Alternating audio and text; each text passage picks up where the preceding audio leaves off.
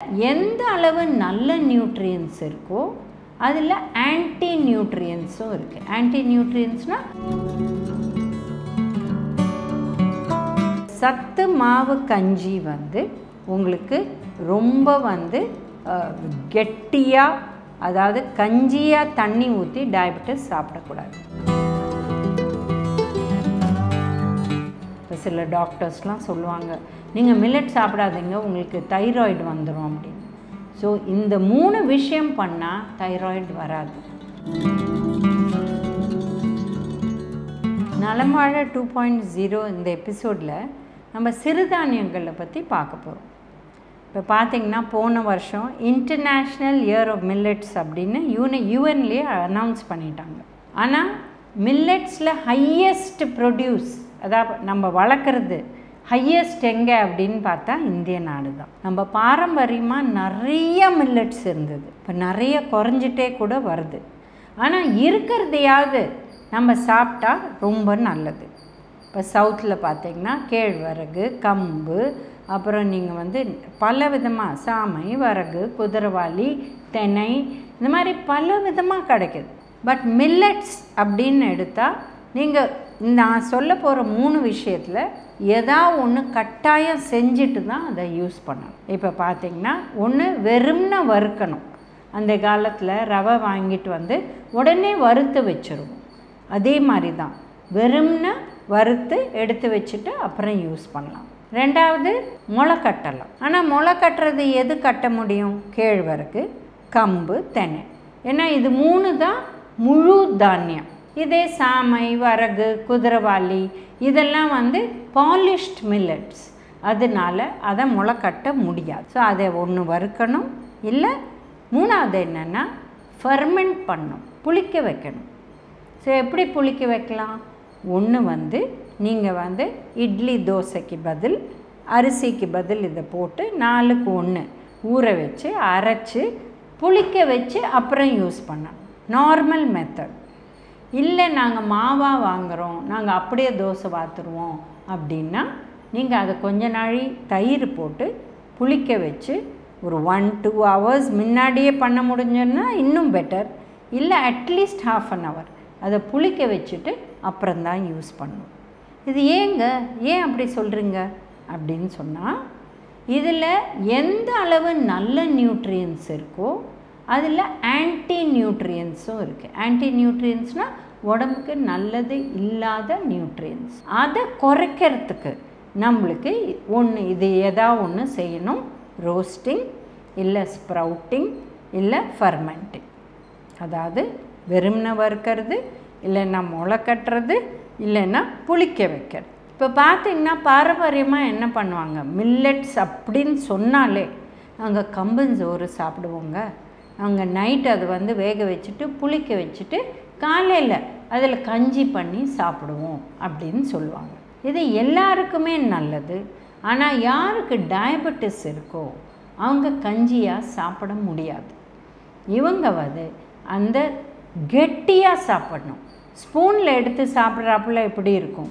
So அந்த அளவு தான் தண்ணி ஊற்றி அதை புளிக்க வச்சு அதில் கொஞ்சமாக தயிர் போட்டு ஸ்பூனில் எடுத்து சாப்பிட்ற மாதிரி தான் அவங்க, அதுவும் முழு கம்பை ஊற வச்சு வேக வச்சு புளிக்க வச்சு அவங்க சாப்பிடணும். இது ரொம்ப முக்கியம். கேழ்வரகாக இருந்தாலும் சரி, கம்பாக இருந்தாலும் சரி, இல்லை தென்னையாக இருந்தாலும் சரி, சாமை, வரகு, குதிரைவாலி எதில் கஞ்சி பண்ணுறீங்களோ அது. பட் டயபெட்டிஸ்க்கு இது 3 தான் நல்லது: கேழ்வரகு, கம்பு, தெனை. கம்பை பொறுத்தவரையிலும் நீங்கள் இந்த மாதிரி புளிக்க வைக்க போகிறீங்கன்னா அது கொஞ்சம் நாழி புளிக்க வைக்கணும். இது ஓவர் நைட் போகாது, கிட்டத்தட்ட 24 to 36 ஹவர்ஸ் அது புளிச்சாதான் அதில் அந்த ஆன்டி நியூட்ரியன்ஸ் போகும். ஆன்டி நியூட்ரியன்ட்னால் என்ன? இப்போ பார்த்திங்கன்னா தைராய்டு ஜாஸ்தி ஆகக்கூடிய வாய்ப்பு மில்லட் சாப்பிட்டா இருக்குது. இப்போ சில டாக்டர்ஸ்லாம் சொல்லுவாங்க, நீங்கள் மில்லட் சாப்பிடாதீங்க, உங்களுக்கு தைராய்டு வந்துடும் அப்படின்னு. ஸோ இந்த 3 விஷயம் பண்ணால் தைராய்டு வராது. நீங்கள் ரோஸ்ட், இல்லை முளை கட்டுறது, இல்லை புளிக்க வைக்க. இப்போ நாங்கள் ரைஸாக சாப்பிடுவோங்க, சாமை, வரகு, குதிரைவாலி அப்படியே நாங்கள் வந்து அதை அலம்பிட்டு அப்படியே நம்ம ரைஸ் வைக்கிற மாதிரி வச்சுருவோங்க. அப்படி பண்ணக்கூடாது. சாமையாக இருந்தாலும் வரகாக இருந்தாலும் உங்களுக்கு குதிரைவாலியாக இருந்தாலும் இதை நல்லா ரோஸ்ட் பண்ணிவிட்டு அப்புறம் நீங்கள் அதை வந்து வாஷ் பண்ணி ரைஸ் மாதிரி வைக்கலாம். இப்போ ரைஸ் மாதிரி இதுக்கு 3 மடங்கு தண்ணி ஊற்றினா இது கஞ்சி ஆகிடும். அதனால் 1:2 நீங்கள் 1 கப்பு மில்லட், அதாவது இந்த சாமையோ வரகோ குதிரைவாலி எடுக்கிறீங்கன்னா நீங்கள் 2 கப் தண்ணி ஊற்றினா போதும். 3 மடங்கு கட்டாயம் தேவையில்லை. இப்போ நிறைய பேர் நாங்கள் ரைஸை வந்து நாங்கள் அந்த மாதிரி வேக வைக்கிறது இல்லைங்க. நாங்கள் வந்து நிறைய தண்ணி போட்டு வேக வச்சுட்டு அப்புறம் கஞ்சி வடிச்சிடுவோம், அப்படி தான் நாங்கள் யூஸ் பண்ணுறோம் அப்படின்னு சொல்கிறவங்க நிறைய பேர் இருக்காங்க. பட் மில்லட்ஸை நீங்கள் அந்த மாதிரி நிறைய தண்ணி போட்டு வேக வச்சுட்டு வடிச்சிட்டு நீங்கள் யூஸ் பண்ணால் அதில் இருக்கிற நிறைய நல்ல நியூட்ரியன்ஸ் அந்த தண்ணியோடு போயிடும். ஏன்னா பாலிஷ்ட் ஒயிட் ரைஸில் நியூட்ரியன்ஸ் கம்மி, மில்லட்ஸில் நிறைய நியூட்ரியன்ஸ் இருக்குது. என்ன நியூட்ரியன்ஸ் இருக்குதுன்னு பார்க்கலாமா? இப்போ சாமை வரகு குதிரைவாலியில் நார் சத்து அந்த அளவு கிடையாது, பட் ரைஸை விட பெட்டர் இருக்குது. புரத சத்து இருக்குது, நிறையா விட்டமின் மினரல்ஸ் இருக்குது. அதே மாதிரி எடுத்திங்கன்னா கம்பு, கேழ்வரகு, தெனை, இதில் நார் சத்தும் கூட இருக்குது, ரொம்ப நல்லதாக இருக்குது. பட் கேழ்வரகை பொறுத்த வரலும் இந்த ரீசன்ட் டைம்ஸில் என்ன சொல்லிட்டாங்கன்னா டயபெட்டிஸ்க்கு இதுக்கு கிளைசிமிக் இண்டெக்ஸ் ரொம்ப ஜாஸ்தி இருக்குது அப்படின்னு சொல்லிட்டாங்க. கிளைசிமிக் இண்டெக்ஸ்னால் என்ன? நம்ம ஒரு உணவை சாப்பிட்டுட்டு அது 1.5 மணி நேரம் கழித்து இல்லை 2 மணி நேரம் கழித்து நம்ம டெஸ்ட் எடுத்தால் அது பிளட் சுகரை ஜாஸ்தி பண்ணினா அந்த உணவுக்கு கிளைசிமிக் இண்டெக்ஸ் ஜாஸ்தியாக இருக்குது. அப்போ என்ன பண்ணணும்? நம்ம வந்து கேழ்வரகை எப்பாவது தான் யூஸ் பண்ண முடியும். அண்ட் அதை மாவாக கட்டாயம் யூஸ் பண்ணக்கூடாது டயபெட்டிஸ்க்கு. ஏன்னா கஞ்சி மாதிரி தான் பண்ண முடியும். கஞ்சி மாதிரி பண்ணிட்டாங்கன்னா இது வந்து டெஃபினட்டாக சுகர் ஏற்றக்கூடிய வாய்ப்பு இருக்குது. இதே கம்பு தெனை நல்லது. கம்பை ரொம்ப நாழி அதை ஸ்ப்ரவுட் பண்ணணும், இல்லை புளிக்க வைக்கணும், அது முக்கியமான கருத்து. தெனை நார்மலாக நம்ம யூஸ் பண்ணுற மாதிரி ரோஸ்ட் பண்ணலாம், இல்லை நம்ம முளைக்கட்டலாம், ஏன்னா அது முழு தானியம், இல்லை ஃபர்மெண்ட் பண்ணி சாப்பிடலாம். ஸோ இப்போ நார்மலாக மில்லட்ஸ் எப்படி எடுக்கிறாங்க நம்ம ஊர்கள்லாம் பார்த்திங்கன்னா நிறைய மில்லட்ஸை சேர்த்து அதை வந்து வறுத்து எடுத்து வச்சு அதை பொடி பண்ணி இதை கஞ்சியாக சாப்பிடுவாங்க. சத்து மாவு கஞ்சி.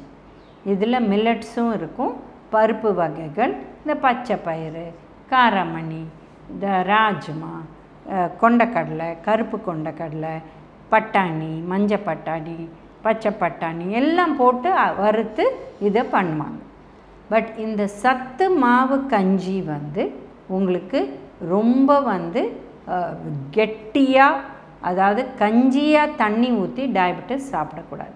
இன்ஃபேக்ட் சத்து மாவு கஞ்சியே அவங்க தோசை மாவில் போட்டு சாப்பிட்லாம். ஏன்னா ஏற்கனவே வறுத்த ஐட்டம், இவங்க தோசை பண்ணலாம், அந்த மாதிரி சாப்பிட்லாமே வழிய கஞ்சியாக அந்த அளவு நல்லதில்லை.